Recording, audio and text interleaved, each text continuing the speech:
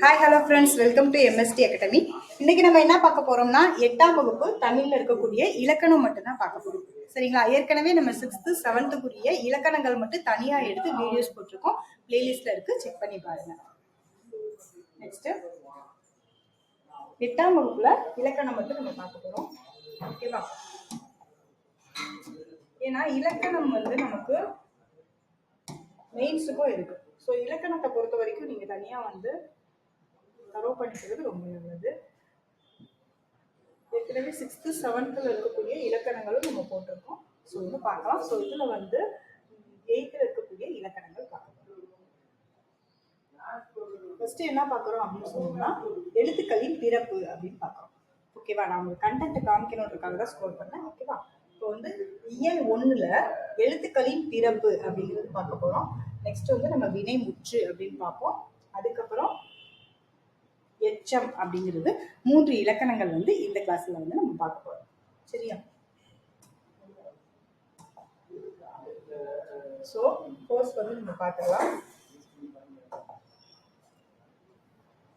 எழுத்துக்களின் பிறப்பு. எழுத்துக்களின் பிறப்பை டைரக்டா நம்ம சொல்லி இலக்கணத்துல பார்க்கலாம். எழுத்துக்களின் பிறப்பு ஸ்கிரீன் தெளிவா தெரியுதா? இப்ப அ உ க ப ஆகிய எழுத்துக்களை ஒலித்து பாருங்கள். வாயை திறந்து ஒலித்தாலே ஆ என்னும் எழுத்து ஒலிக்கிறது அப்படின்னு ஒரு வார்த்தை கொடுத்துருக்காங்க. ஸோ இதை என்ன சொல்ல வர்றாங்கன்னா எழுத்துக்கள் எங்கெங்க பிறக்குது அப்படின்னு சொல்லி பார்க்கணும். சரிங்களா? இப்ப எழுத்துக்களோட பிறப்புல ஆ அப்படிங்கிறது வாயை திறந்து ஒலிப்பதனால வருது அப்படின்னு சொல்றாங்க. வாயை திறந்து ஒலித்தாலே ஆ என்னும் எழுத்து ஒலிக்கிறது. நம்ம ஏற்கனவே ஓல்டு புக்ல ஆ ஆ அங்காப்புடையன அப்படின்னு சொல்லிட்டு நன்னூல்ல சொல்லியிருப்பாரு. நன்னூலார் பவனந்தி முனிவர் சொல்லியிருப்பாரு. சோ ஆ அப்படிங்கிற எழுத்து வாயை திறந்து ஒலிக்கிறதுனாலதான் பிறக்குது அப்படின்னு சொல்லியிருக்காங்க. இப்ப ஊ அப்படிங்கிற எழுத்து ஒலிக்கும் போது இதழ்கள் குவிகின்றன அப்படின்னு சொல்லுவாங்க. இது வாய் திறக்கும் போது ஒலிக்குது. இதுவே ஊ என்னும் எழுத்து எப்படி இருக்கு அப்படின்னு சொன்னோம்னா இதழ்கள் குவியுது. ஊன்னு சொல்லி பாருங்க. நம்ம இதழ்கள் என்ன பண்ணும்? குவியும். சரிங்களா? இதழ்கள் குவிவதனால் வருவது ஊ. இதுவே நாக்கின் முதல் பகுதி மேல் அன்னத்தில் ஒட்டும் போது கா என்னும் எழுத்து பிறக்கிறது. அப்ப காங்கிற எழுத்து எப்படி பிறக்குது அப்படின்னு சொன்னோம்னா நாக்கோட முதல் பகுதி. நாக்கோட முதல் பகுதினா நாக்குக்கு பின்னாடி இருக்கிற நாக்கு. சரிங்களா? நமக்கு இந்த நுனி நாக்கு, அதாவது இப்படி நம்ம சொன்னோம்னா இப்ப நுனி நாக்குன்னு சொல்லுவோம் இல்லையா? இது நாக்கோட முதல் பகுதி கிடையாது. நாக்கு எங்க ஸ்டார்ட் ஆகுதோ அதுதான் முதல் பகுதி. சரிங்களா? அப்ப முதல் பகுதி மேல் அன்னத்தில் ஒட்டும் போது கா என்னும் எழுத்து பிறக்கிறது. பா என்னும் எழுத்து இதழ்கள் இரண்டும் ஒட்டுவதால் பிறக்கிறது. நீங்க பா அப்படின்னு சொல்லி பாத்தீங்கன்னா காங்கிறது என்னது?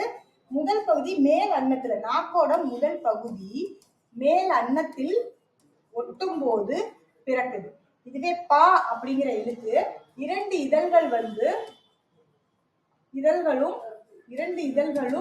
ஒட்டுவதால் பிறக்குது அப்படின்னு சொல்லியிருக்காங்க.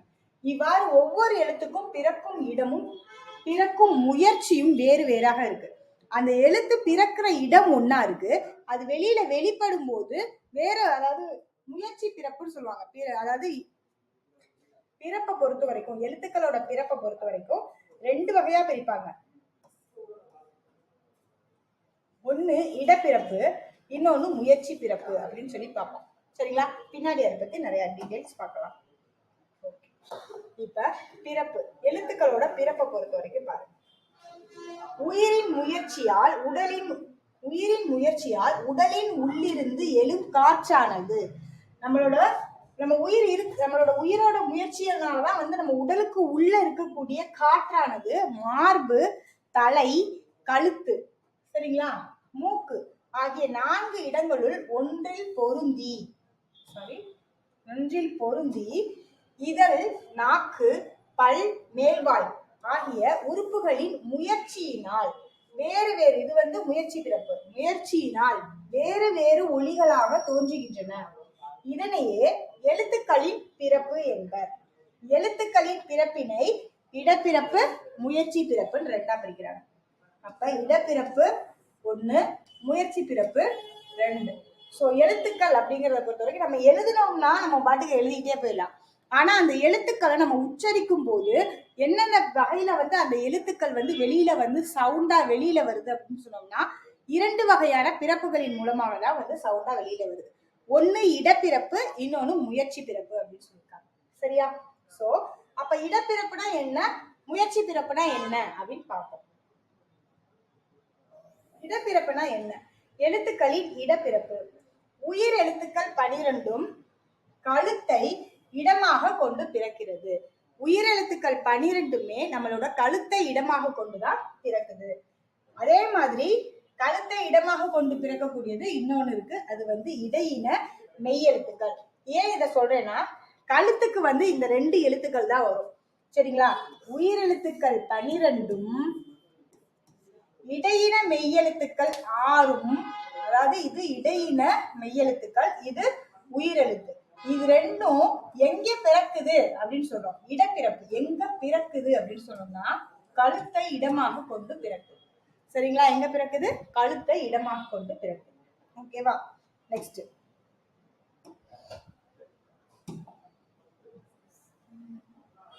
அடுத்து வல்லின மெய்யெழுத்துக்கள் 6ம்.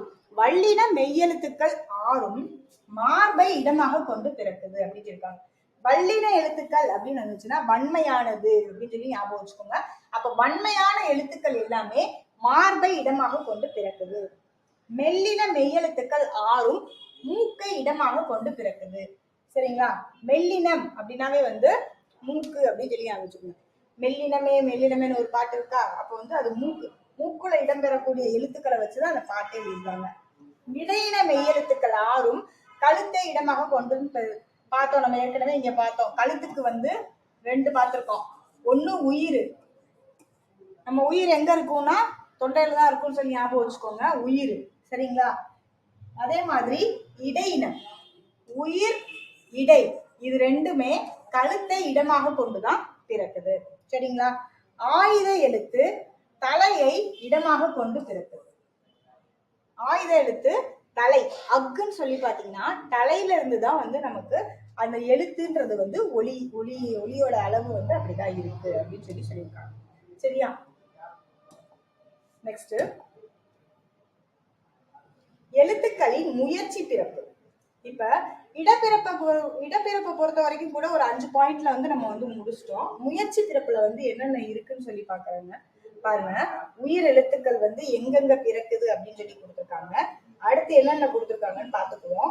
மெய் எழுத்துக்கள் இக்கு, இங்கு, இச்சு, இஞ்சு, இதெல்லாம் பார்த்தோம்னா பயந்துராதீங்க. இது எல்லாத்துக்குமே ஒரு சின்ன சின்ன ஷார்ட்கட்ஸ் எனக்கு தெரிஞ்ச அளவுக்கு நான் வச்சிருக்கேன், அதை நம்ம பார்ப்போம். சரிங்களா?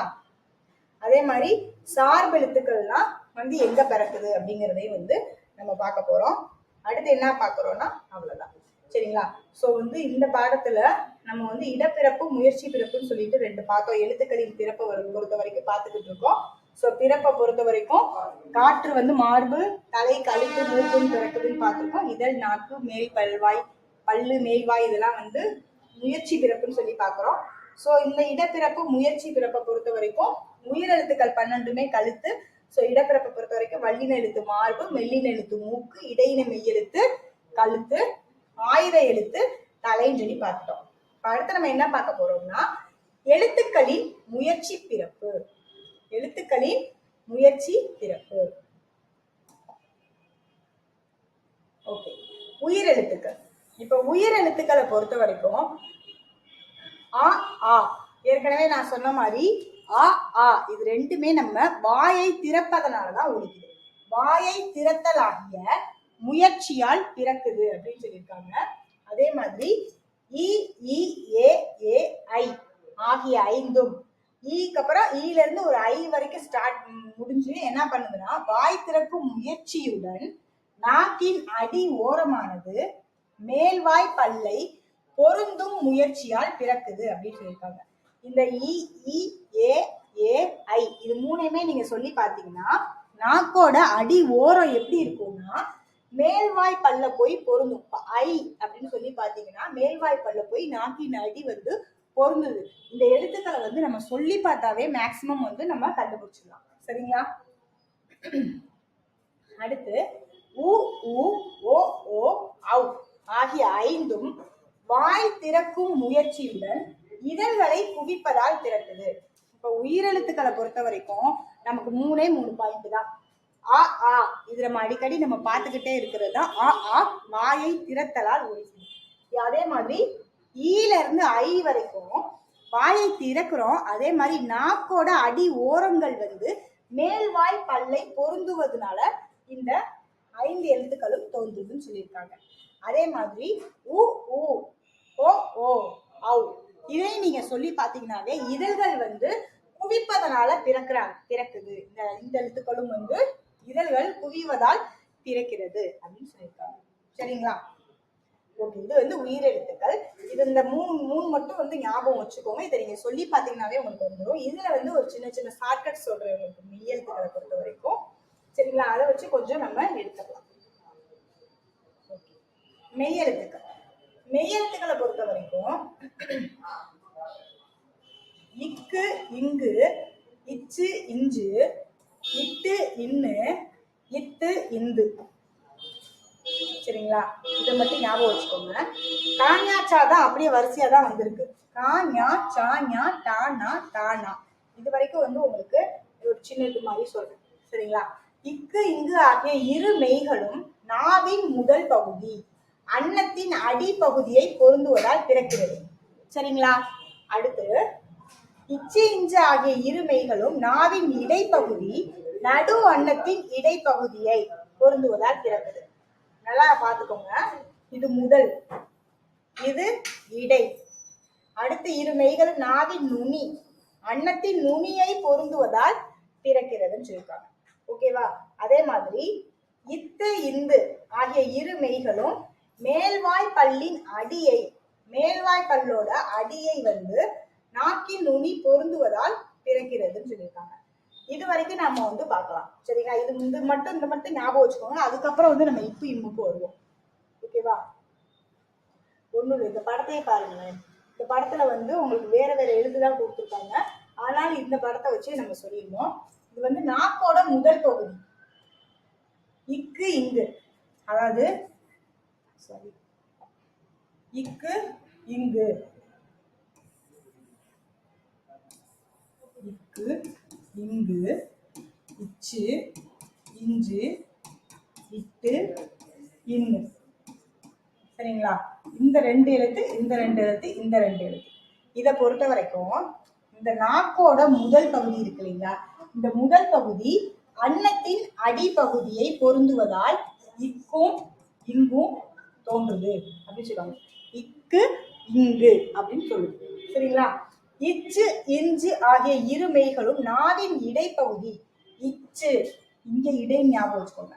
இங்க வந்து இச்சு இஞ்சு. சரிங்களா? மஞ்சள் அப்படின்னு சொல்லி பாருங்க. மஞ்சள். சரிங்களா? பஞ்சு அப்படிங்கிற மாதிரிலாம் சொன்னீங்கன்னா இச்சு இஞ்சு மட்டும்தான் வந்து நடுப்பகுதி. சரிங்களா?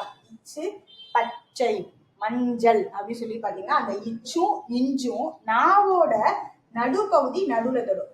இது வந்து முதல் பகுதி அடியை தொடும். இது வந்து நடுப்பகுதி நடு அன்னத்தின் இடைப்பகுதியை வந்து தொடும். இது அன்னத்தோட அடிப்பகுதி, இது அன்னத்தோட அடிப்பகுதி, இது அன்னத்தோட இடைப்பகுதி. சரிங்களா? அதே மாதிரி இட்டு இன்ன பொறுத்த வரைக்கும் நாவின் நுனி இட்டு இன்னு. சரிங்களா? நாவோட நுனி நாவின் நுனி அன்னத்தின் நுனியை பொருந்துவதால் பிறக்கிறது. அன்னத்தின் நுனி இங்க இருக்கு, நாவோட நுனி இங்க இருக்கு. சரிங்களா? இது முதல், இது இடை, இது கடை. அவ்வளவுதான். வரிசையாவே வந்துருச்சு. நாவோட முதல் அன்னத்தின் அடிப்பகுதியில், அதே மாதிரி நாவோட இடை அன்னத்தின் இடைப்பகுதி, நாவோட நுனி அன்னத்தின் நுனி பகுதி. சரிங்களா? ஓகே, ஓரளவு கிளியர் ஆயிருக்கும் நம்புறேன்.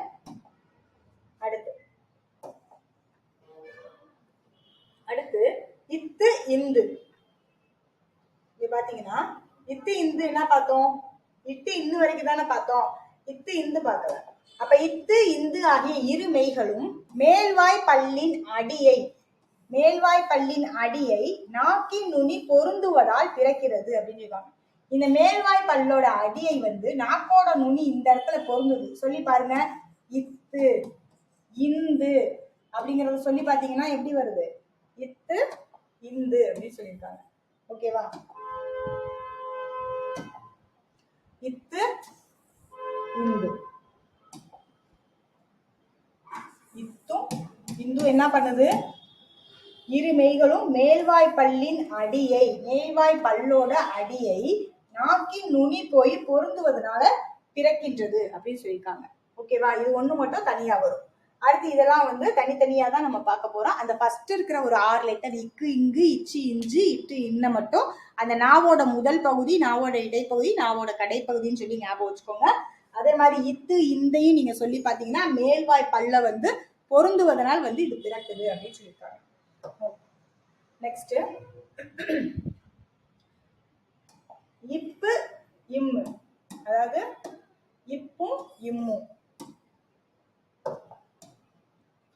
இப்பு இம்மு ஆகிய இரு மெய்களும் மேல் இதழும் கீழ் இதழும் பொருந்துவதால் பிறக்கிறது. இது ரொம்ப ஈஸி. இப்பு இம்மு மட்டும்தான் வந்து மேல் இதழும் கீழ் இதழும் பொருந்துவதால் பிறக்கும் அப்படின்னு சொல்றாங்க. இப்பு இம்மு வந்து ரொம்ப கொஞ்சம் ஈஸியா தான் இருக்கும். ஏன்னா வாயிலே நம்ம வந்து சொன்னோம் அப்படின்னு சொன்னோம்னாவே இந்த எழுத்துக்களை வந்து இப்பு இம்முன்னு சொன்னோம்னா மேல் இதழும் கீழ் இதழும் பொருந்துவதால் பிறக்குது. இதுவே இ, இரு, இல்லு, இந்த லகரம், இந்த லகரம் பொது லகரம். இது என்னது? வகர லகரம். வா மாதிரி இருக்கிறதுனால இது வகர லகரம் சொல்லியிருக்காங்கன்னு சொல்லி 6th பார்த்திருக்கோம். சரிங்களா? இவ்வு, இரு, இன்னு இதோட பார்த்துட்டோம்னா நமக்கு இந்த டாபிக் வந்து க்ளோஸ் ஆயிடும். சரிங்களா? ஸோ இதை மட்டும் நம்ம எப்படி ஞாபகம் வச்சுக்கோங்க. ஈயை பொறுத்த வரைக்கும் எனக்கு ஒரு மேம் வந்து சொல்லி கொடுத்தாங்க. யா அப்படி போடுறோம் அப்படின்னு சொன்னோம்னா இது நாக்கின் அடிப்பகுதியை மேல்வாயின் அடிப்பகுதி மேல்வாயின் அடிப்பகுதியை பொருந்துவதால் பிறக்கிறது அப்படின்னு சொல்லியிருக்காங்க. அப்ப இந்த யா எழுதும்போது இப்படி எழுதுவோமா? அப்ப இதுதான் நாக்குன்னு சொல்லி ஞாபகம் வச்சுக்கோங்க. ஸோ நாக்கோட அடிப்பகுதி மேல் வாயின் அடிப்பகுதி, இதுதான் வாயின் ஞாபகம் வச்சுக்கோங்க. ஸோ அப்ப நாக்கோட அடிப்பகுதியும் வாயோட அடிப்பகுதியும் பொருந்துவதால் இந்த இ வருது அப்படின்னு சொல்லி ஞாபகம் வச்சுக்கோங்க. சரிங்களா? கொஸ்டின் கேட்டிருக்காங்க, ஓல்டு கொஸ்டின்ஸ்ல கேட்டிருக்காங்க. நாக்கின் அடிப்பகுதி மேல்வாயின் அடிப்பகுதியை பொருந்துவதால் பிறப்பது எந்த எழுத்துன்னு சொல்லி இந்த 4 எழுத்தை வந்து கொடுத்துருவாங்க. சரிங்களா? ஸோ வந்து நம்ம கிளியரா வந்து ஞாபகம் வச்சுக்கணும். ஒரு தடவை 2 தடவை திரும்ப இதே நீங்க பாத்தீங்கன்னாலும் உங்களுக்கு வந்து மைண்ட்ல நிற்கும். ஓகேவா? இரு இல்லு ஆகிய இரு மெய்களும் மேல் வாயை நாக்கின் நுனி வருடுவதால் பிறக்கிறது அப்படின்னு சொல்லியிருக்காங்க. வருடுதல். அப்ப இந்த ரா இருக்கு இல்லையா? இந்த ரா இப்படி வருடி இருக்கு, இந்த லா வந்து இப்படி போய் நாக்கு மாதிரி இருக்கா? ஸோ வந்து இப்படி வருடி இருக்கு அப்படின்னு சொல்லி ஞாபகம் வச்சுக்கணும். வருடுவதால் அப்படிங்கிற வார்த்தை இந்த 2 எழுத்துக்கு மட்டும்தான் வரும். இப்ப எல்லா வார்த்தைகளுமே ஒரே மாதிரி இருக்கும். ஆனா எந்த எழுத்துக்கு எந்த வார்த்தை வந்து கீவேர்டா இருக்கு அப்படிங்கறத வந்து நம்ம ஞாபகம் வச்சுக்கிட்டு ஃபர்ஸ்ட் டைம் வாசிக்கும் போது ஒரே மாதிரி வாசிச்சிடணும். செகண்ட் டைம் வாசிக்கும் போது அந்த கீயை மட்டும் மைண்ட்ல வச்சு வாசிக்கணும். சரிங்களா? அப்படிதான் வந்து உங்களுக்கு ஈஸியா இருக்கும் அப்படி படிச்சீங்கன்னா. ஓகேவா? அப்ப வருடுவதால் அப்படிங்கிறது தான் இந்த கீ. சரிங்களா? இரு இல்லு வருடுவதால் அப்படிங்கிறது வரணும். சரிங்களா? வேற எங்கேயுமே வருடுவதால் அப்படின்னு வராது. ஸோ இந்த இரும் இந்த இல்லும் நாக்கின் நுனி வருடுவதால் பிறக்கிறது. அடுத்து வகர லகரம். இது வா மாதிரியே இருக்கிறனால இந்த லகரத்துக்கு பேரு வகர லகரம் அப்படின்னு சொல்லுவாங்க. சரியா? இது மேல்வாய் பல்லின் அடியை நாக்கின் ஓரங்கள் தடித்து நெருங்குவதால் பிறக்கிறது அப்படின்னு சொல்லியிருக்காங்க. இப்ப நாக்கின் ஓரங்கள் தடித்து நெருங்குவதால் இந்த லகரம் வந்து என்னது பிறக்கிறது. அதனால இந்த இல்லு பிறக்குது அப்படின்னு சொல்லியிருக்காங்க. என்ன சொல்ல வரேன்னா, இந்த குண்டுலான்னு சொல்லுவோமா, இது வகர லகரம்னா இதை நம்ம எப்படி சொல்லுவோம்? குண்டுலா அப்படின்னு சொல்லுவோமா. அப்ப நம்ம வந்து இது எனக்கு எங்க மேம் ஒரு ஷார்ட்கட் சொன்னாங்க, அதை சொல்லலாமான்னு தெரியல, பரவாயில்ல நான் சொல்றேன். இது வந்து யாரையும் மனசு கஷ்டப்படுத்துகிற மாதிரி இருந்தா சாரி. சரிங்களா? ஸோ வந்து நாக்கின் பஸ்ல எல்லாம் வந்து நமக்கு கொஞ்சம் குண்டானவங்க வந்து தடித்து நெருங்குவாங்க. அப்ப வந்து இந்த லா வந்து தடித்து நெருங்குவதால் வந்து குண்டா இருக்கிறவங்க தான் நெருங்குவாங்க, தடித்து நெருங்குவாங்க அப்படின்னு சொல்லி ஞாபகம் வச்சிருந்தோம். ஆனா வந்து இது நிறைய இடத்துல வந்து எங்களுக்கு கை கொடுத்துச்சு. சரிங்களா? ஸோ குண்டு லாவை பொறுத்த வரைக்கும் நாக்கின் ஓரங்கள் தடித்து நெருங்குவதால் அப்படிங்கிற கீ வந்துச்சுனாவே நம்ம இந்த வகர லகரத்தை போடணும். சரிங்களா? இப்ப இது வந்து பொது லகரம். இது மேல்வாயை நாக்கின் ஓரங்கள் தடித்து தடவுவதால் வரும். சரிங்களா? தடித்து நெருங்குவதால் வந்துச்சுன்னா இந்த குண்டுலா. சரிங்களா? தடித்து நெருங்குவாங்க. சரியா? இதுவே தடித்து தடவுவதால் வரும். இப்ப இதுவுமே வந்து இப்படி போட்டிருக்காங்களா? அப்ப இந்த லாவை பொறுத்த வரைக்கும் இப்படி வந்து இது நான் என்னோட ஷார்ட்கட் கிடையாது, எங்க மேம் எனக்கு சொல்லி கொடுத்த ஷார்ட்கட்டு. இந்த இடத்துல நான் வந்து பயன்படுத்தி உங்களுக்கு சொல்றேன். ஸோ இந்த இடத்துல வந்து நம்ம ஒரு படியெல்லாம் இருக்கு, படியில வந்து நம்ம அரிசியை நம்ம வைக்கிறோம் அப்படின்னு சொன்னாலும் இப்படி போடும்போது நம்ம வந்து இப்படி ஒரு சமப்படுத்தி தானே போடுவோம். ஸோ தடவுவதால் அப்படிங்கிற வார்த்தை வந்துச்சுன்னா இந்த பொது நகரத்தை போடணும். சரிங்களா? ஓகே. அடுத்து என்ன இவ்வளவுக்கு ரொம்ப ஷார்ட்கட் ரொம்ப இதா இருக்கு அப்படின்லாம் நீங்க நினைக்காதீங்க. ஆனா என்னைக்கா இருந்தாலுமே இது வந்து கை கொடுக்கும். எனக்கு 2-3 எக்ஸாம்ல கை கொடுத்துருக்கு. ஃபாலோ பண்ணிக்கோங்க. சரியா? இது மேல்வாய் பல்லை கீழ் உதடு பொருந்துவதால் இது ஒரு தனித்துவமான எழுத்துதான். அப்படின்னு நீங்க சொல்லி பாத்தீங்கன்னாவே மேல்வாய் பல்லு வந்து நம்மளோட கீழ் உதட பொருந்தும். ஸோ அந்த மாதிரி இருக்கிற எழுத்து அப்படின்னு சொல்றாங்க. அடுத்து இன்னு ஆகிய இரு மெய்களும் மேல் வாயை நாக்கின் நுனி மிகவும் பொருந்துவதால் பிறக்கிறது அப்படின்னு சொல்லியிருக்காங்க. இன்ன பொறுத்த வரைக்கும் இதுதான் மெய்யெழுத்துல வந்து கடைசி 2 மெய்யெழுத்து. சரிங்களா? ஸோ நாக்கோட நுனி வந்து கடைசி 2 மெய்யெழுத்துப்பா. அதனால வந்து எப்பவுமே கடைசியா இருக்கிற குழந்தைய வந்து என்ன பண்ணுவாங்க, மிகவும் பக்கத்துல வச்சுக்குவாங்க. ஸோ அது மாதிரி மிகவும் பொருந்துவதால் பிறக்கிறது அப்படின்னு சொல்லிட்டு இந்த எழுத்தை ஞாபகம் வச்சுக்கோங்க. சரிங்களா? ஓகே. இப்போ இது வரைக்கும் நம்ம என்ன பார்த்துருக்கோம்? இக்கு இங்கு, இக்கு இங்கு, இச்சு இஞ்சு, இட்டு இன்னு. இக்கு இங்க என்னது? நாக்கோட முதல் பகுதி, அன்னத்தின் முதல் பகுதி. இச்சு இஞ்சு நாக்கின் இடைப்பகுதி, அன்னத்தின் இடைப்பகுதி. இட்டு இன்னு சாரி நாவின் நுனி, அன்னத்தின் நுனின்னு சொல்லி பார்த்தோம். இந்த பொறுத்த வரைக்கும் இது ஒரு தனித்துவமான 2 எழுத்துக்கள் தான். மேல்வாய் பல்லோட அடியை வந்து பொருந்துவதனால இது வந்து பிறக்குதுன்னு சொல்லியிருக்கோம். இம்மு நீங்க சொல்லி பார்த்தாவே கீழ் இதழும் மேல் இதழும் பொருந்தும். ஸோ வந்து அப்படிங்கிறது வந்து நாக்கின் அடிப்பகுதி மேல்வாயின் அடிப்பகுதியை பொருந்துவதால் அப்படின்னு சொல்லியிருப்பாங்க. அப்ப ஷார்ட்கட் என்ன? நாக்கோட அடிப்பகுதி மேல்வாயின் அடிப்பகுதியை பொருந்துவதால் வருதுன்னு சொன்னாங்க. இல்லு வந்து வருடுவதால் அப்படிங்கிற கீ பார்த்தோம். அடுத்து குண்டு வந்து தடித்து நெருங்குவதால் அப்படின்னு பார்த்திருக்கோம். அடுத்து இந்த இல்ல பொறுத்த வரைக்கும், அதாவது பொது லகரத்தை பொறுத்த வரைக்கும் தடவுவதால் அப்படின்னு சொல்லியிருக்கோம். அப்படி நம்ம தடவி மட்டப்படுத்தி தான் வந்து போடுவாங்க அரிசி அப்படின்னு சொல்லி ஞாபகம் வச்சுக்கோங்க. பொறுத்த வரைக்கும் மேல்வாய் பல்லை கீழ் உதடு பொருந்துவதால் இதுவும் வந்து ஒரு தனித்துவமான எழுத்து தான். நீங்க சொல்லி பாத்தீங்கன்னாவே வந்துடும். சரிங்களா?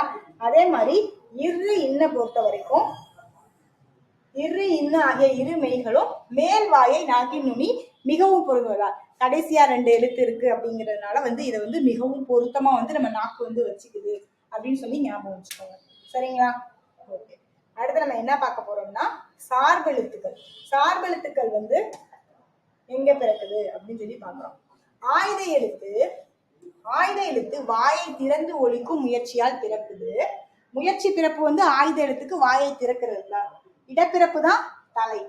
பிற சார்பெழுத்துக்கள் யாவும் தத்தம் முதல் எழுத்துக்கள் தோன்றும் இடங்களிலேயே அவை பிறப்பதற்கு உரிய முயற்சிகளை கொண்டு தாமும் பிறக்கின்றன அப்படின்னு சொல்லியிருக்காங்க.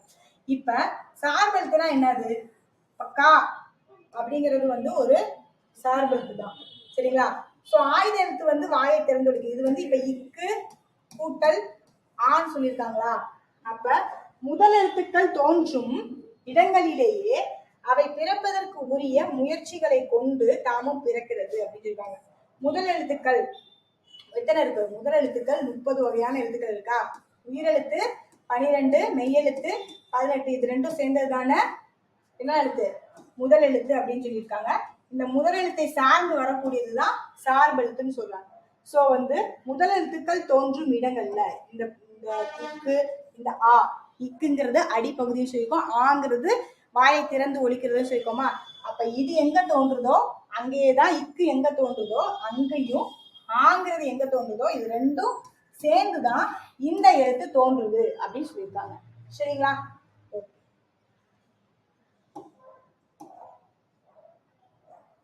ஸோ இந்த பாடத்துல வந்து இந்த இயல் 1ல இருக்கக்கூடிய இலக்கணம் வந்து நம்ம முடிச்சிருக்கோம்.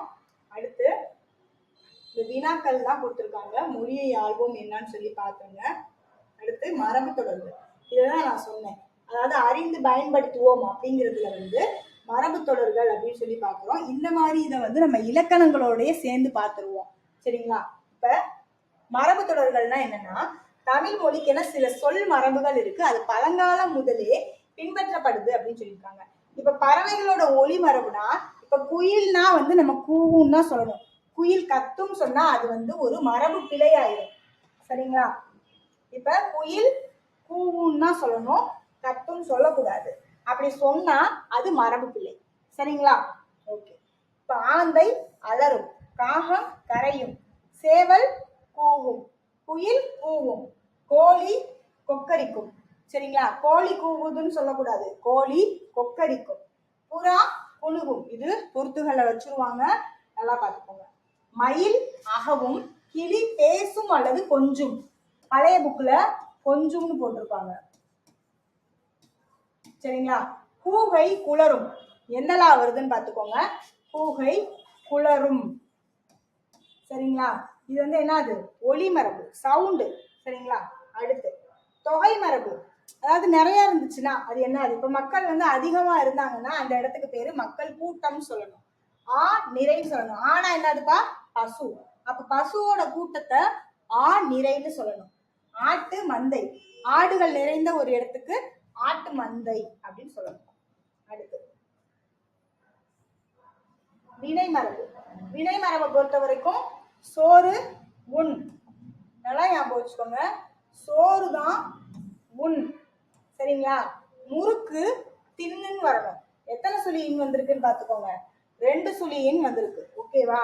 முறுக்கு தின். சுவர் எழுப்பு, சுவரை எழுப்பணும். சரிங்களா? தண்ணீர் குடி, பால் பருகி, இதெல்லாம் வினை செயல். இப்ப பால் அப்படின்னு சொன்னா பால் பருகினான் அப்படின்னா தான் தூய தமிழ். பால் குடித்தான் அப்படின்னா அது ஒரு வினை மரபு பிழை ஆயிரும். ஓகேவா? கூடை முடையணும், கூடையை என்ன பண்ணணும்னா முடையணும். பூ கொய், இலை பறி, பானை வனையணும், பானை வனைந்தான் அப்படின்னா வரும். சரிங்களா? வனை அப்படிங்கிறது ஒரு செயல். பானையை செய்யறது வந்து பானை செய்யறாங்க அப்படின்னு சொல்லக்கூடாது, பானை வனைகிறது. சரிங்களா? பூவை தான் கொய்யணும், இலைய பறிக்கணும். இதுவும் கொஞ்சம் வித்தியாசமா இருக்கும், நல்லா பார்த்துக்கோங்க. அடுத்து கோழினா என்ன பார்த்தோம்? இது எல்லாமே மரபு சொல்லுதான், நீங்க தான் செக் பண்ணணும், நீங்க தான் எழுதி ட்ரைனிங் பண்ணணும். சரிங்களா? உங்களை நீங்களே ட்ரைனிங் பண்ணிக்கோங்க, ட்ரைன் அப் பண்ணிக்கோங்க.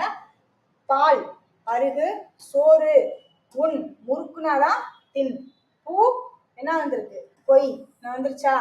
பறி வராது, பறி எதுக்கு தான் வரும்? இலைய தான் பறிக்கணும். ஆ நிறை. சரிங்களா? அடுத்ததெல்லாம் நீங்களே ட்ரை பண்ணி பாருங்க. இது வந்து மொழியை ஆழ்வோம் தான், வேற இலக்கணமா எதுவும் இல்லை. சொற்களை ஒழுங்குபடுத்தி முறையான தொடராக்குங்க, இதெல்லாம் நம்ம சிலபஸ்ல இருக்கு. ஸோ வந்து நீங்க ட்ரை பண்ணுங்க.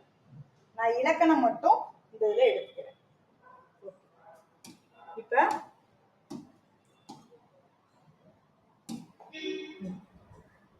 அடுத்த இயல்புரிய இலக்கணம் போடுவோம். இலக்கணம் மட்டும் நம்ம தொடர்ந்து முடிச்சிட்டோம் அப்படின்னு சொன்னோம்னா உங்களுக்கு வந்து சிலபஸ்ல பாதி கவர் ஆயிடும். வினை முற்று பார்க்கிறோம். இயல் 2ல இருக்கக்கூடிய வினை முற்று அப்படின்னா என்னன்னு பார்க்க போறோம். வினை முற்று வந்து 8th ஸ்டாண்டர்ட்ல இருக்கக்கூடியது. கொஸ்டின் ஏரியா நல்லா பார்த்துக்கோங்க. வினை முற்று: படித்தான், ஆடுகின்றார், பறந்தது, சென்ற, கண்டு ஆகியவை செயலை அடிப்படையாக கொண்ட சொற்கள் ஆகும். செயலை வினை என்றும் குறிப்பர். இவ்வாறு ஒன்றன் செயலை குறிக்கும் சொல் வினைச்சொல் எனப்படும். சரிங்களா? இப்ப வினை முற்று: மலர்விழி எழுதினாள். இப்ப வினை முற்ற பொறுத்த வரைக்கும் என்னென்ன பார்க்க போறோம் அப்படிங்கறத ஒரு கிளான்ஸ் பார்த்துருவோம். ஏன்னா அப்பதான் அதுக்கு தகுந்த மாதிரி வந்து உங்களுக்கு மைண்ட்ல செட் பண்ண முடியும். சரிங்களா? இப்ப என்ன பார்க்கிறோம்னா வினை முற்றுனா என்னன்னு பார்க்க போறோம். இந்த வினை முற்று வந்து 2 வகைப்படும். தெரிநிலை வினைமுற்று, குறிப்பு வினைமுற்று. சரிங்களா? தெரிநிலை வினைமுற்று அப்படிங்கிறது வந்து இப்போ ஒரு வினை நடந்திருக்கு அப்படின்னு சொன்னோம்னா அந்த வினை சொல்லானது செய்பவர், கருவி, நிலம், செயல், காலம், செய்பொருள் ஆகிய ஆறுமே வந்து முதன்மையானதா இருக்கும். எல்லாமே வெளிப்படையா தெரியும். சரிங்களா? இப்ப எழுதினால் அப்படின்னு இருக்கு அப்படின்னா அதோட எல்லா முதன்மையா என்னென்ன இருக்கோ அது எல்லாமே வெளிப்படையா தெரியும் அப்படிங்கிறது தான் வந்து தெரிநிலை வினைமுற்றுன்னு சொல்றாங்க. இதை பத்தி விரிவா வந்து உள்ள பார்ப்போம். வேற என்ன பாக்குறோம்னா குறிப்பு வினைமுற்று அப்படின்னு சொல்லியிருக்காங்க. காலத்தை வெளிப்படையாக காட்டாத ஒரு வினைமுற்று தான் என்ன வினைமுற்று? குறிப்பு வினைமுற்று அப்படின்னு சொல்றாங்க. அடுத்து ஏவல் வினைமுற்று அப்படின்னு சொல்றாங்க. இப்போ ஒரு வினைமுற்றை பொறுத்த வரைக்கும் அது ஏவலா இருந்துச்சுன்னா அது ஏவல் வினைமுற்று. வியங்கோல் வினைமுற்று அப்படின்னு சொல்றாங்க.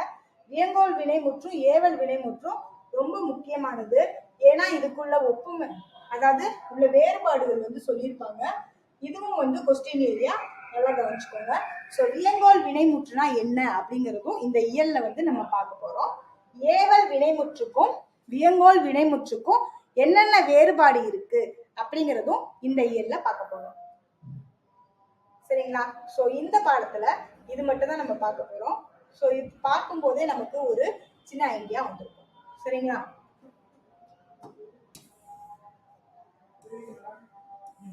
அப்ப வினை முற்றுனா என்ன? ஓகே, இப்ப இந்த பாடத்துக்குள்ள போவோம். படித்தான், ஆடுகின்றாள், சென்ற, கண்டு ஆகியவை செயலை அடிப்படையாக கொண்ட சொற்கள் ஆகும். செயலை வினை என்றும் குறிப்பர். இவ்வாறு ஒன்றன் செயலை குறிக்கும் சொல் ஒரு செயலை குறிச்சுச்சுனாவே அது வினை முற்றுதான். வினை சொல்லுப்பா. சரிங்களா? வினை முற்றுங்கிறது முற்று பெற்றாதான் வினை முற்று. ஒரு செயலை மட்டும் குறிக்குது, சென்ற, பறந்தது, கண்டு அப்படின்னு செயலை மட்டும் குறிச்சுச்சுன்னா அது வந்து வினை. சரிங்களா? இப்ப வினை முற்று அப்படின்னா என்னன்னு பாக்குறோம். மலர்விழி எழுதினாள், கண்ணன் பாடுகிறான், மாடு மேயும். இது எல்லாமே இந்த தொடர்கள்ல எழுதினால், பாடுகிறான், மேயும் ஆகிய சொற்களை கவனியுங்கள். இச்சொற்களில் பொருள் முழுமை பெற்று விளங்குகிறது. அப்ப வினை முற்றுல ஒரு பொருள் வந்து முழுமை பெற்று விளங்கும். இவ்வாறு பொருள் முற்று பெற்ற வினை சொற்களை முற்று வினை அல்லது வினை முற்று என்பர். அப்ப முற்று வினைனாலும் வினை முற்றுனாலும் ஒன்றுதான். வினை முற்று 5, வினை முற்று வந்து 5 பால், சாரி, வினை முற்று 5 பால், 3 காலம், 3 இடம் ஆகிய அனைத்திலுமே வரும். சரிங்களா? வினை முற்று எந்தெந்த இடத்துல வரும்? 5 பால், ஆண் பால், பெண் பால், பலர்பால், பலவின் பால், ஒன்றன் பால், இந்த 5 பால்லையும் வரும். 3 காலம், நிகழ்காலம், இறந்த காலம், எதிர்காலத்திலையும் வரும். 3 இடம், தன்மை, பன்மை, ஒருமை, இதுலயும் வந்து என்ன வரும்? வினை முற்று வரும். வினை முற்று 2 வகைப்படுது. என்னென்ன? தெரிநிலை வினைமுற்று, குறிப்பு வினைமுற்று. சரிங்களா? இப்ப தெரிநிலை வினைமுற்று அப்படின்னா என்னன்னு பார்க்கணும். தெரிநிலை வினைமுற்று இதுல ஹெட்டிங்லயே வந்துருச்சு. இது என்னது? தெரிநிலை வினைமுற்று. அப்ப தெரிநிலைனா என்ன? ஏதோ ஒரு விஷயத்த வெளிப்படையா தெரியப்படுத்துது. அதனாலதான் வந்து இதை வந்து தெரிநிலை வினைமுற்று அப்படின்னு சொல்றோம். ஓகே, ஒரு செயல் நடைபெறுவதற்கு செய்பவர், கருவி, காலம் இது எல்லாம் வெளிப்படையா தெரிஞ்சிச்சுன்னா அதுக்கு பேரு தெரிநிலை வினைமுற்று அப்படின்னு சொல்லியிருக்காங்க. சரிங்களா? இந்த 6மே வெளிப்படையா தெரியும்னு சொல்றாங்க. ஓகே, அப்ப அது என்னென்ன அப்படின்னு பார்த்தோம்னா, மாணவி கட்டுரை எழுதினாள் அப்படின்னு சொல்லியிருக்காங்க. அப்ப செய்பவர் யாரு? இப்ப எழுதினால்ன்ற வார்த்தையை மட்டும் பாருங்க. இப்ப இது வந்து ஒரு முற்று பெற்ற ஒரு வினையா இருக்கு. அப்ப இது ஒரு வினை முற்று அப்படின்னு நம்ம கண்டுபிடிச்சிட்டோம். அதுலயும் அது தெரிநிலை வினைமுற்றா குறிப்பு வினைமுற்றா அப்படின்னு நம்ம பார்க்கணும். ஓகே, இப்ப எழுதினாள் அப்படிங்கிற வார்த்தையை மட்டும் ஞாபகம் பார்த்தீங்கன்னா, இப்ப எழுதினாள் அப்படிங்கிறது மட்டும் பாக்குறீங்க. அப்ப பார்க்கும்போது அது வந்து ஒரு ஆண்பாலா பெண்பாலா அப்படிங்கிறது தெரியுதா? ஏன்னா எழுதினாள் அப்படின்னு வந்திருக்கு. அப்ப அது கண்டிப்பா வந்து என்னவாதான் இருக்கணும்? அது வந்து ஒரு பெண்பாலா இருக்கணும். சரிங்களா? மாணவி கட்டுரை எழுதினாள் இருக்கா? அப்ப செய்பவர் யாரு? மாணவி. சரிங்களா? கருவி என்னது? தாளும் எழுதுகோளும் தான் அவளோட கருவி. நிலம் எங்க எழுதுவா? பள்ளியில தான் எழுதுவா. காலம் எழுதினாள் அப்படின்னு வந்திருக்கு. அப்ப இது இறந்த காலம். செய்பொருள் என்ன எழுதினாள்? கட்டுரை எழுதினாள். சரிங்களா? செய்பொருள். செயல் என்னது? எழுதுறது ஒரு செயல். சரிங்களா? இந்த 6மே வந்து மாணவி கட்டுரை எழுதினான்ற வார்த்தையில வெளிப்படையாக வந்திருக்கிறதுனால இதுக்கு பேரு தெரிநிலை வினைமுற்று அப்படின்னு சொல்றோம். சரிங்களா? ஓகே. இப்ப குறிப்பு வினைமுற்று தான் என்னன்னு பார்ப்போம். சரிங்களா? குறிப்பு வினைமுற்றுக்கு ஒரே ஒரு கண்டிஷன் தான். அது காலத்தை வெளிப்படையாக காட்டாது. காலத்தை வெளிப்படையாக காட்டாத ஒரு வினைமுற்று குறிப்பு வினைமுற்று அப்படின்னு சொல்றாங்க. சரிங்களா? சோ பொருள், இடம், காலம், சினை, குணம், தொழில் ஆகியவற்றுள் ஒன்றினை அடிப்படையாக கொண்டு காலத்தை வெளிப்படையாக காட்டாது செய்பவரை மட்டும் வெளிப்படையாக காட்டும் வினைமுற்று குறிப்பு வினைமுற்று எனப்படும். ஓகேவா? இப்ப ஃபார் எக்ஸாம்பிளுக்கு பொன்னன் அப்படின்னு இருக்குன்னு வச்சுக்கோங்க. அது பொன் அப்படிங்கிறது ஒரு பொருளை குறிக்குது. சோ அது பொன்னன் அப்படிங்கிறது ஒரு குறிப்பு வினைமுற்று அப்படின்னு சொல்றாங்க. தென் நாட்டார் அப்படின்னு சொல்றாங்க. தென்னா தெற்கு பக்கம். சரிங்களா? அப்ப தெற்கு அப்படிங்கிறது ஒரு இடத்தை குறிக்குது. சரிங்களா? தென் நாட்டார் தெற்கு பக்கம் உள்ள ஒரு நாட்டை சார்ந்தவர், அதனால தென் நாட்டார் இடத்தை குறிக்குது. அடுத்து ஆதிரையான் அப்படிங்கிறது ஆதிரை அப்படிங்கிற ஒரு காலத்தை குறிக்கிறதுனால இது ஆதிரையான் ஒரு காலத்தை வெளிப்படையாக காட்டாமல், அதாவது காலத்தை குறிக்கக்கூடியது. அதனால இத ஆதிரையான் அப்படிங்கிறது ஒரு குறிப்பு வினைமுற்று அப்படின்னு சொல்றாங்க. ஓகேவா? இப்ப கண்ணன் அப்படிங்கிறது ஒரு சினை. சரிங்களா? கண் அப்படிங்கிறது ஒரு சினை தானே. சினைனா அது உறுப்புன்னு பார்த்திருக்கோமா? அது சினையை குறிக்குது. கரியன்கிறது பண்பை குறிக்குது. எழுத்தன்கிறது அவன் செய்யக்கூடிய தொழிலை குறிக்குது. சோ தெரிநிலை குறிப்பு வினைமுற்றுகள் அன்றி ஏவல் வினைமுற்று, வேங்கோல் வினைமுற்று என பிற வகை வினைமுற்றுகளும் தமிழ்ல இருக்குன்னு சொல்லியிருக்காங்க. இது பின்னாடி பார்க்க போறோம். சரிங்களா? ஓகே. இப்ப என்ன பாக்குறோம் அப்படின்னு சொன்னா குறிப்பு வினைமுற்று தான் என்னன்னு பார்த்திருக்கோம். இப்ப பொன்னன்ற இடத்துல நமக்கு காலத்தை வெளிப்படையா காட்டியிருக்கா? காட்டல. சரிங்களா? அப்ப அதனால அதை குறிப்பு வினைமுற்றுன்னு டக்குன்னு நம்ம சொல்ல முடியும். சரிங்களா? இப்ப ஆதிரையான்ல மட்டும் காலம் வருது அப்படின்னு சொல்லி கேட்கக்கூடாது. காலம் அப்படிங்கிறது இறந்த காலம், நிகழ்காலம், எதிர்காலம், அந்த காலம் தான். சரிங்களா? இந்த காலம் கிடையாது. ஓகேவா? சினை, கண்ணன், பண்பு, குணம், கரியன் இதெல்லாம் நம்ம பார்த்தோம் இல்லையா? இது எல்லாமே குறிப்பு வினைமுற்றுன்னு சொல்லியிருக்காங்க. அடுத்து நம்ம என்ன பார்க்க போறோம்னா ஏவல் வினைமுற்று, வியங்கோல் வினைமுற்று. சரிங்களா? சோ ஏவல் வினைமுற்று, வியங்கோல் வினைமுற்றை பொறுத்த வரைக்கும் ரொம்ப முக்கியமான டாபிக் இது. ஏன்னா ஏவல் வினைமுற்று கூட நம்ம டக்குன்னு போட்டுருவோம். வியங்கோல் வினைமுற்றுல சில கண்டிஷன்ஸ் இருக்கு, ரெண்டுக்குள்ள வேறுபாடு இருக்கு. அது என்னன்னு பார்த்துருவோம். பாடம் படி. சரிங்களா? பாடம் படி. கடைக்கு பாடம் படி. ஒரு நிமிஷம்.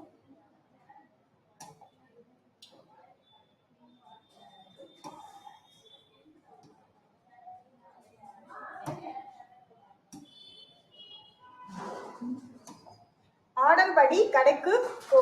இத்தொடர்கள் ஒரு செயலை செய்யுமாறு கட்டளை இடுகின்றன. இவ்வாறு தன் முன் உள்ள ஒருவரை ஒரு செயலை செய்யுமாறு ஏவும் வினைமுற்று ஏவல் வினைமுற்று எனப்படும்.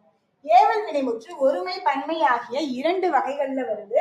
ஒண்ணு இப்ப எழுது அப்படின்னா அது ஒருமையை குறிக்கும். எழுதுமின் அப்படின்னு சொன்னோம்னா அது பன்மையை குறிக்கும். சரிங்களா? பன்மை ஏவல் வினைமுற்று எழுதுங்கள் என வருவது இக்கால வழக்கு. இப்ப நம்ம எழுதுமின் அப்படின்னு சொல்ல மாட்டோம். எப்படி சொல்றோம்? எழுதுங்கள் அப்படின்னு சொல்றோம். சரிங்களா? ஓகே. இப்ப வியங்கோல் வினைமுற்று. இப்போ ஏவல் வினைமுற்றுல என்ன இருக்கு? ஏதாச்சும் ஒரு டவுட் இருக்கா? தொடர்கள்ல என்ன சொல்றாங்க? செயலை செய்யுமாறு ஏவுதல். பாடம் படி, கடைக்கு போ. சரிங்களா? இது எல்லாமே என்னது? ஏவல் வினைமுற்று. நல்லா ஞாபகம் வச்சுக்கோங்க. இலக்கணத்தை பொறுத்த வரைக்கும் என்ன எடுத்துக்காட்டுல கொடுத்துருக்காங்களோ அதை அப்படியே கேட்பாங்க. சரிங்களா? நமக்கு சின்ன சின்ன இது புக் அவுட் ஆஃப் புக்ல இலக்கணத்துல எடுத்துக்காட்டு தவிர வேற அவுட் ஆஃப் புக்ல கேட்டது ரொம்ப ரொம்ப 0.01% தான் கேட்டிருக்காங்க. ஸோ புக்ல இருக்க எடுத்துக்காட்டை அப்படியே மைண்ட்ல ஸ்டோர் பண்ணிக்கோங்க. சரியா? இப்ப எழுதுங்கிறது தான் ஒருமை, மின்னுன்றது பன்மை. ஆனா இப்ப வழக்கத்துல எழுதுங்கள் தான் இருக்கு. ஓகேவா?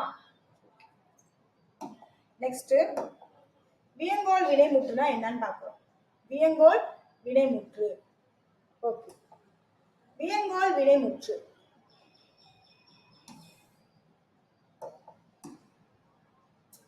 வாழ்த்துதல், வைதல், விதித்தல், வேண்டல் ஆகிய பொருட்களில் வரும் வினைமுற்று வியங்கோல் வினைமுற்று எனப்படும். இந்த 4 பொருட்கள்ல வரணும். ஒண்ணு வாழ்த்தணும், வைதணும், இல்ல வாழ்த்தலாம், இல்ல வையலாம், இல்ல விதிக்கலாம், அல்லது வேண்டலாம். இதுல பொருட்கள்ல வரும் வினைமுற்று தான் வியங்கோல் வினைமுற்றுன்னு சொல்றாங்க. இந்த வினைமுற்று இரு திணைகளையும் 2 திணைகளையும் 5 பால்களையும் வேற கலர் எடுத்துக்கிறேன், ஏன்னா எல்லாமே ரெட்டா இருக்கு. சோ இரு திணைகளையும் உயர்திணை அக்ரிணை 5 பால்களையும் சொன்னேன் இல்லையா, ஆண்பால் பெண்பால் பலர்பால் ஒன்றன்பால் பலவின் பால், சரிங்களா, 3 இடங்களையும் தன்மை முன்னிலை படர்க்கை. இதன் விகுதிகள் கா இய, இதுதான் முக்கியமானதுதான், நல்லா நோட் பண்ணிக்கோங்க. கா இய இயற் அல் என வரும். இதோட விகுதிகள் எப்பவுமே வியங்கோல் வினைமுற்றோட விகுதிகள் கா, ஒரு நிமிஷம், சாரி, கா இய இயற் அல் என வரும் அப்படின்னு சொல்லிருக்காங்க. இப்ப வாழ்க அப்படின்னு சொல்லி ஞாபகம் வச்சுக்கோங்க.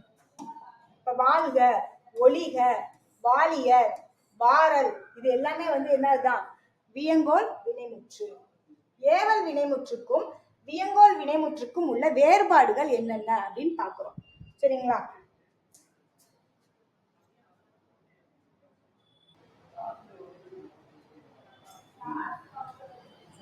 ஏவல் வினைமுற்று, ஏவல் வினைமுற்றை பொறுத்த வரைக்கும் என்னன்னு பார்க்கலாம். வியங்கோல் வினைமுற்றுக்கு என்னென்ன கண்டிஷன்ஸ் கொடுத்துருக்காங்க, அதாவது என்ன வேறுபாடு கொடுத்துருக்காங்க அப்படின்னு நம்ம பார்க்கலாம்.